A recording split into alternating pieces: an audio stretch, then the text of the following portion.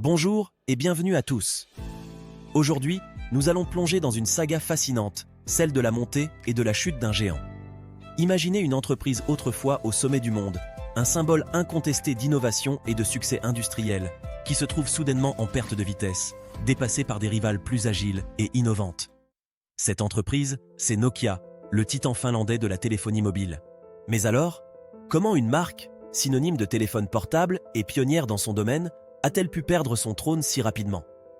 Dans cette vidéo, nous allons découvrir les coulisses de cette histoire extraordinaire. Nous verrons comment les décisions prises au sommet, dans un contexte de concurrence effrénée et d'évolution technologique rapide, ont façonné le destin de cette entreprise. De ses jours de gloire à son déclin, chaque étape du parcours de Nokia est riche d'enseignements sur l'innovation, l'adaptabilité et la vision stratégique. Ces aspects, cruciaux non seulement dans le secteur technologique, mais aussi dans le monde des affaires en général, tracent le chemin d'une entreprise qui a marqué son époque.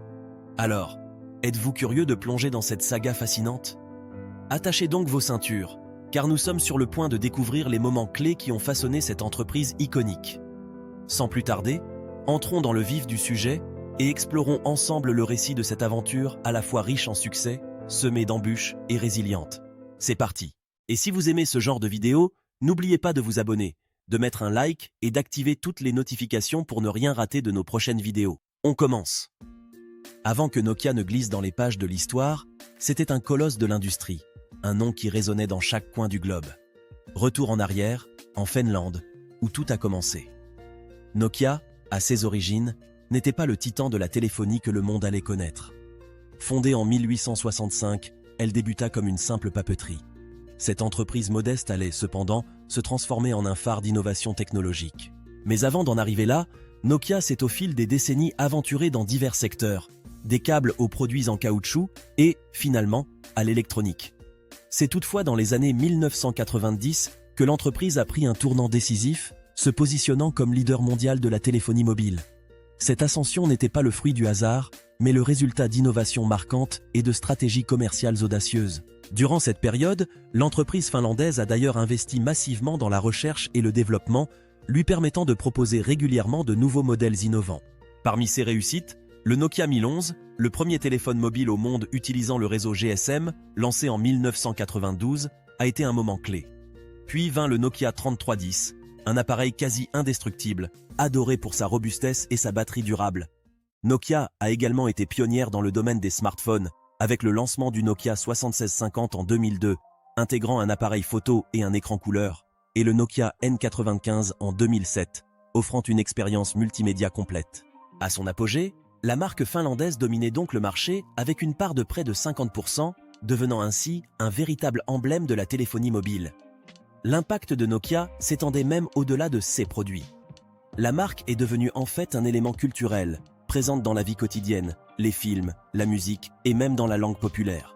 Sa prédominance dans le marché des téléphones mobiles était telle que posséder un Nokia était souvent perçu comme un synonyme de modernité et de connectivité.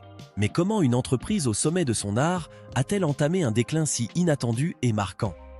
C'est cette question cruciale que nous allons maintenant explorer. Au cœur de cette chute se trouvent en fait plusieurs erreurs stratégiques.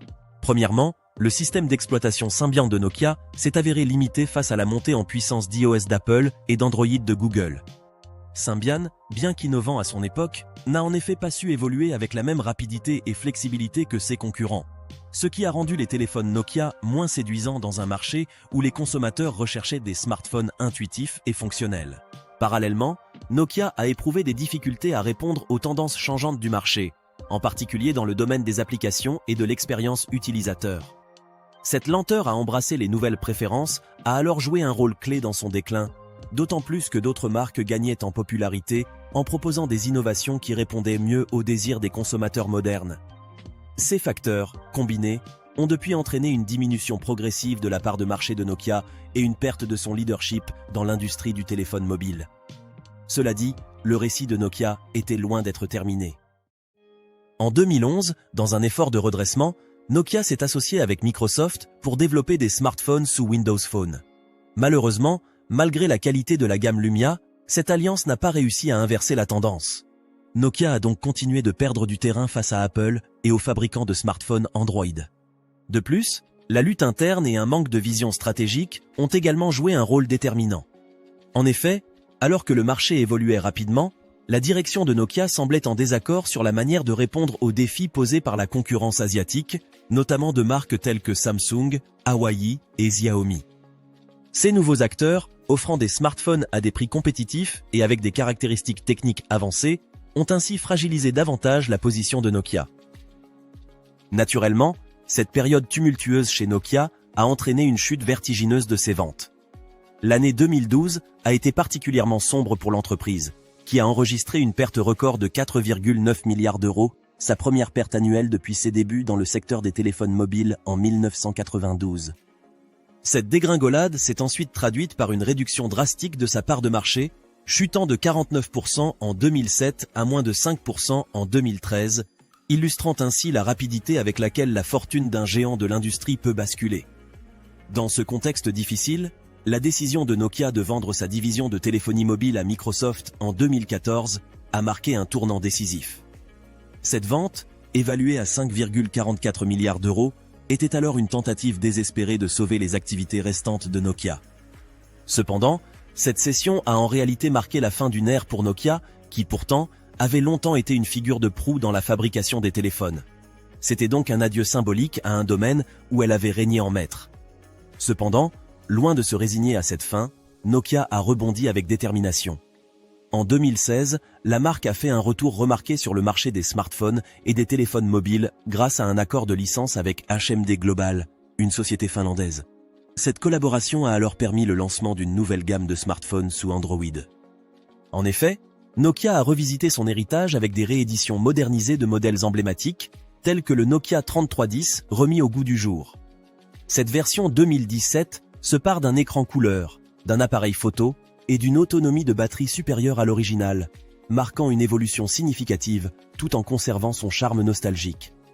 Dans cette même dynamique, le Nokia 8.5, 5G, s'est imposé comme le premier smartphone mondial compatible avec l'ensemble des bandes de fréquences 5G. Nokia s'est également concentré sur l'innovation et la qualité pour se démarquer. Des produits comme le Nokia 9 PureView avec ses 5 capteurs photo et le Nokia 7.2 avec sa triple caméra témoignent de cet engagement. En parallèle, la marque a ciblé les marchés émergents et les segments d'entrée de gamme, en jouant sur la robustesse et la simplicité d'utilisation qui ont fait sa réputation. En proposant des téléphones à prix compétitifs et en revisitant ses modèles classiques, la marque a alors cherché à reconquérir une clientèle à la recherche de fiabilité et d'abordabilité. Toutefois, malgré une stratégie renouvelée et des efforts assidus, Nokia a rencontré des difficultés majeures pour regagner sa position dominante dans le marché très compétitif des smartphones. La tentative de l'entreprise de se réinventer et de rester pertinente face à un secteur en évolution rapide s'est avérée semée d'embûches. Face à ces défis, et réalisant que le chemin vers le succès dans les smartphones devenait de plus en plus ardu, Nokia a dû prendre une décision cruciale, celle d'opérer un virage stratégique significatif. Nokia a donc opté pour un recentrage stratégique, s'éloignant de son héritage de téléphonie pour embrasser le monde des télécommunications et de la cartographie. Cette décision a été marquée par un accent particulier sur sa filiale HERE. Ce changement de cap, bien que radical, a été le premier pas vers une stabilité financière renouvelée et l'acquisition de compétences dans des secteurs en plein essor. En 2020, un vent de changement souffle à nouveau. Avec l'arrivée de Pekka Lundmark à la barre en tant que PDG, Nokia déploie une stratégie renouvelée. L'objectif ? Se positionner fermement dans les arènes des réseaux mobiles et fixes, des services cloud et réseaux, et des technologies brevetées. Ce renouvellement stratégique marque alors une nouvelle ère pour Nokia, lui permettant de redéfinir son rôle dans l'industrie technologique. Parallèlement, la compagnie se lance dans une restructuration interne significative, taillant dans ses coûts et ses effectifs pour concentrer ses ressources sur des domaines où elle excelle. Bien que ces décisions aient été difficiles, elles se sont avérées judicieuses. En 2021, Nokia a ainsi dépassé ses objectifs financiers, affichant une croissance notable de son chiffre d'affaires et de sa rentabilité. Plus impressionnante encore, Nokia a renforcé sa position dans le secteur de la 5G, en signant d'importants contrats avec des géants des télécommunications tels que T-Mobile, Verizon et Orange. Ces succès ne sont pas seulement financiers, ils témoignent de l'innovation et de l'adaptabilité continue de Nokia. En outre, l'entreprise ne s'est pas limitée aux télécommunications. En fait, Nokia a également exploré des domaines aussi divers que la santé, l'éducation et l'environnement. Un exemple frappant est sa collaboration avec Aerofarms, où la technologie 5G et l'intelligence artificielle sont utilisées pour révolutionner la production agricole. Cette diversification témoigne de la capacité de Nokia à non seulement survivre, mais à prospérer dans un paysage technologique en constante mutation.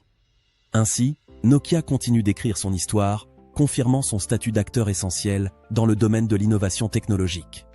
En conclusion, l'Odyssée de Nokia est une parabole moderne sur l'innovation et la survie dans un monde technologique impitoyable. De son ascension fulgurante à son effondrement abrupt, jusqu'à sa renaissance audacieuse, Nokia rappelle une épopée héroïque. L'entreprise, jadis symbole de la téléphonie mobile, a su se réinventer dans les arcanes des réseaux et des communications, prouvant que même les géants peuvent chuter, se relever et se transformer. Cette histoire, riche en rebondissements, est une source d'inspiration, démontrant qu'aucun défi n'est insurmontable avec la bonne stratégie et un esprit d'innovation inébranlable.